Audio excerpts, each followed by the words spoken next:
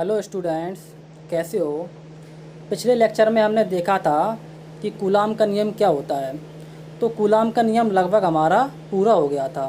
ठीक है, तो आज के लेक्चर में हमें देखना है जो कि काफ़ी इम्पोर्टेंट है और परीक्षा में पूछ लिया जाता है कि हमारी जो एप्सिलॉन जीरो होता है, क्या होता है एप्सिलॉन जीरो, जिसे हम हिंदी में कहते हैं निर्वात की वैद्युतशीलता। यानी कि जब दो आवेश निर्वात में रखे होते हैं तो उन दोनों आवेशों के मध्य में कितना बल लगता है, तो कौन बताता है, एप्सिलॉन जीरो। तो आज हमें देखना है कि एप्सिलॉन जीरो का मात्रक क्या होता है और इसका विमीय सूत्र यानी कि विमा क्या होती है, जो परीक्षा में अक्सर पूछ ली जाती है। ठीक, तो स्टार्ट करते हैं कि पहले हम देखते हैं कि एप्सिलॉन जीरो का मात्रक क्या होता है। ठीक, तो क्या होता है, देखो ध्यान से देखना है। हमने पढ़ा था कि हमारा कूलाम का नियम क्या होता है। कूलाम का नियम होता है F बराबर 1/4 pi epsilon zero q zero upon r square. ठीक है, तो अब हम एक काम करेंगे कि इसका हम कैंची वाला गुणा कर देंगे।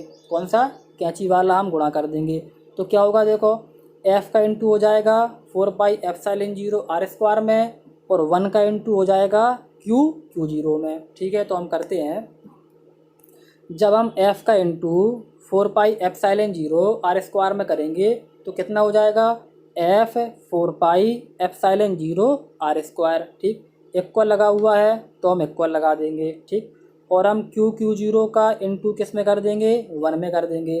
तो कितना हो जाएगा, देखो क्यू जीरो हो जाएगा। ठीक है, अब क्या है कि हमें फोकस किस पर करना है, हमें फोकस करना है एप्सिलॉन जीरो पर, क्योंकि हमें इसी की मात्रक निकालना है और इसी की हमें विमा निकालनी है। ठीक है, तो देखते हैं, जब हम इसमें से एप्सिलॉन जीरो का मान निकालेंगे, किसका, एप्सिलॉन जीरो का मान निकालेंगे, तो एप्सिलॉन जीरो के अलावा जितनी भी चीज़ें बची हुई हैं, जितनी भी चीज़ें बची हुई हैं वो कहाँ पहुँच जाएंगी, वो पहुँच जाएंगी बराबर के इस तरफ क्यू जीरो के अपॉन में। ठीक, यानी कि इक्वल के इस साइड पहुँच जाएंगी और क्यू जीरो के अपॉन में आ जाएंगी। ठीक, तो हमारा कितना बचेगा, epsilon zero equal Q zero upon, और ये सारी चीज़ें कहाँ पर आ जाएंगी, नीचे।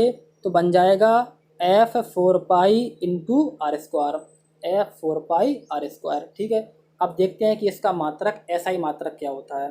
क्या देखते हैं कि इसका एसआई मात्रक क्या होता है। ठीक है, तो ध्यान से देखना है, ऊपर क्या लिखा हुआ है, ऊपर लिखा हुआ है क्यू जीरो। क्या लिखा हुआ है, क्यू जीरो। और हमें पता है कि क्यू क्या होता है, देखो क्यू होता है आवेश, और आवेश का मात्रक क्या होता है, देखो कूलाम। क्या होता है, कूलाम। तो दो आवेश हैं, एक क्यू है एक क्यू जीरो है, तो क्या हो जाएगा, कूलाम गुणा कूलाम बराबर क्या हो जाएगा, कूलाम स्क्वायर। ठीक, इतनी बात हमें समझ में आ गई। अब अपॉन के नीचे देखते हैं, तो अपॉन के नीचे लिखा हुआ है सबसे पहले एफ। ठीक, एफ क्या होता है, बल, बल का मात्रक क्या होता है, न्यूटन। ठीक, इसके बाद लिखा हुआ है 4 पाई। 4 पाई क्या होती है, देखो 4 पाई एक जो है संख्या होती है, और ये कैसी होती है, देखो ये मात्रकहीन होती हैं। कैसी हैं, मात्रकहीन। यानी कि जितनी भी संख्याएं होती हैं वे क्या होती हैं, देखो मात्रकहीन। क्या होती हैं, मात्रकहीन। यानी कि इनकी कोई भी विमा और इनका कोई भी मात्रक नहीं होता है, हमें ध्यान रखना है। ठीक, तो यहाँ पर जो 4 पाई है उसका कोई भी मात्रक नहीं होगा। ठीक, जो 4 पाई है उसका कोई भी मात्रक नहीं होगा।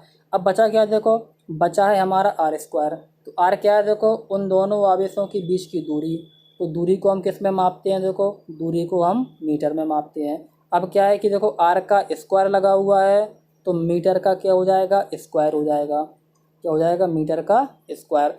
तो हमारा एप्सिलॉन जीरो का मात्रक कितना बचेगा, देखो मात्रक बनेगा coulomb square upon newton metre square. हमें याद रखना है, ठीक, परीक्षा में पूछा जाता है कितना होता है, coulomb square upon newton metre square. ठीक, ध्यान रखना है कि जो भी संख्या वगैरह होती हैं इनका मात्रक और विमा नहीं निकाली जाती है। ठीक, आगे देखेंगे कि हम देखते हैं कि अब एप्सिलॉन जीरो की विमा क्या होती है। क्या देखेंगे, एप्सिलॉन जीरो की विमा क्या होती है। ठीक, तो हमारा फार्मूला कितना है, देखो फार्मूला हमारा है, ऊपर ही हमने निकाला था कि एप्सिलॉन जीरो बराबर कितना होता है, q zero upon F 4 pi into r square. अब देखते हैं कि इसकी विमा क्या होती है, सॉल्व करते हैं। ऊपर क्या लिखा हुआ है, देखो क्यू जीरो। क्या लिखा हुआ है, क्यू जीरो। और हमें पता है कि क्यू की विमा क्या होती है, देखो AT होती है। क्या होती है? AT, यानी कि आवेश की विमा क्या होती है? AT। हम पीछे पढ़ के आए हैं। तो दो आवेश हैं तो AT गुणा AT, ठीक है। नीचे क्या है देखो, सबसे पहले लिखा हुआ है F। F क्या होता है? बल। और बल की विमा क्या होती है? MLT-2, ठीक है। अपन ने जो है 11 में पढ़ी होगी।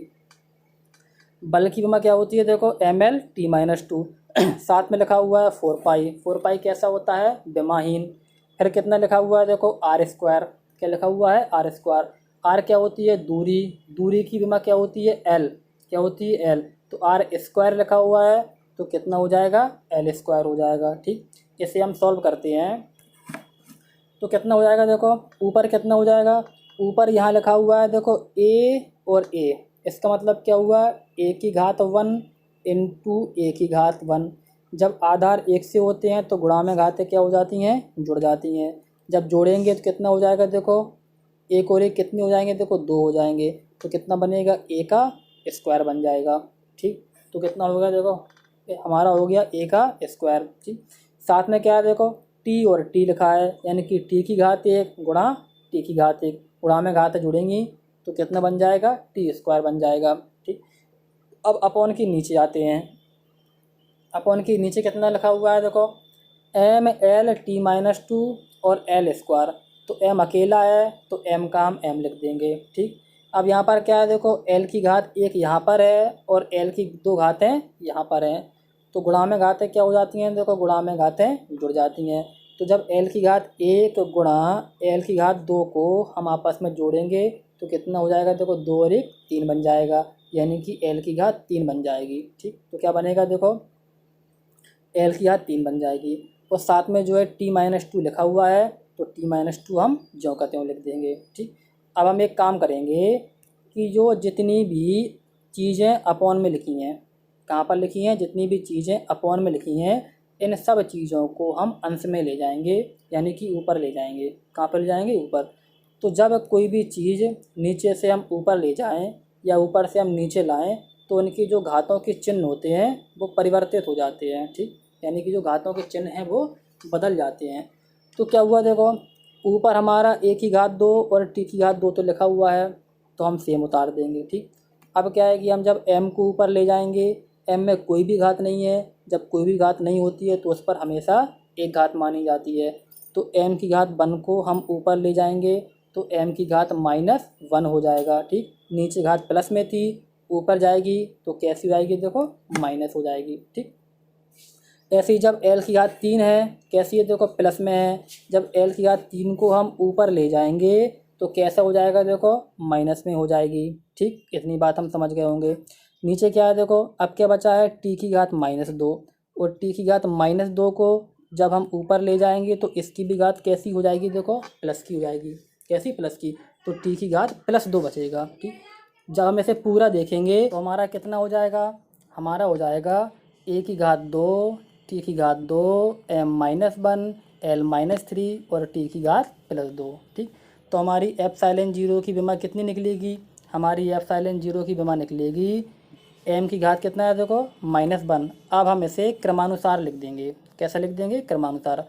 तो कितना हो जाएगा? देखो M की घात -1, फिर हमारा जो है L हो जाएगा तो L की घात -3 हो जाएगा। साथ में कितना हो जाएगा? देखो T की घात 4 हो जाएगा। अब ये T की घात 4 कैसे हो गया? देखो ध्यान से देखना है कि T की पावर T की स्क्वायर यहाँ पर लिखा हुआ है और T² यहाँ पर लिखा हुआ है, यानी कि T² इंटू T²। आधार एक से होते हैं तो गुणा में घातें जुड़ जाती हैं। पूरा कितना बनेगा? देखो T की पावर 4 बन जाएगा। तो हमारा T की पावर 4 हो जाएगा। और साथ में कितना लिखा हुआ है? देखो साथ में जो है A² लिखा हुआ है तो A² लिख देंगे। तो पूरी हमारी विमा कितनी बनेगी? देखो M-1, L-3, T की पावर 4 और जो है A²। तो हमें याद रखनी है, ठीक। साथ में हमें एक बात और याद रखनी है जो कि पेपर्स में पूछी जाती है, यानी कि जब हम न्यूमेरिकल्स लगाएंगे तो न्यूमेरिकल्स में बहुत ज़्यादा काम देगी, ठीक। कि पूछा जाएगा कि एप्सिलॉन 0 का आंकिक मान कितना होगा? एप्सिलॉन 0 का आंकिक मान कितना होता है? यानी कि जहाँ पर भी न्यूमेरिकल में एप्सिलॉन 0 लिखा होगा तो वहाँ पर हम एप्सिलॉन 0 की जगह पर कितना लिख देंगे? देखो 8.85 इंटू 10 टू पावर कितनी, देखो 10 टू दी पावर माइनस 12, कितना लिख देंगे, देखो 8.85 into 10 to the power minus 12 coulomb square upon newton metre square. ये क्या होता है, देखो एप्सिलॉन जीरो का मात्रक होता है। ठीक, तो हमें एक बात ध्यान रखनी है कि एप्सिलॉन जीरो का देखो आंकिक मान कितना होता है, 8.85 गुणा 10 की घात माइनस 12। ठीक, इतनी बात हमें पूरी याद रखनी है। तो हमारा कूलाम का नियम यहीं पर पूरा समाप्त होता है। तो आगे हम कुछ और नए टॉपिक लेके आएंगे। ठीक है, आज के लिए इतना ही, और याद करते रहें और अपने नोट्स बनाते रहें। ठीक, थैंक यू।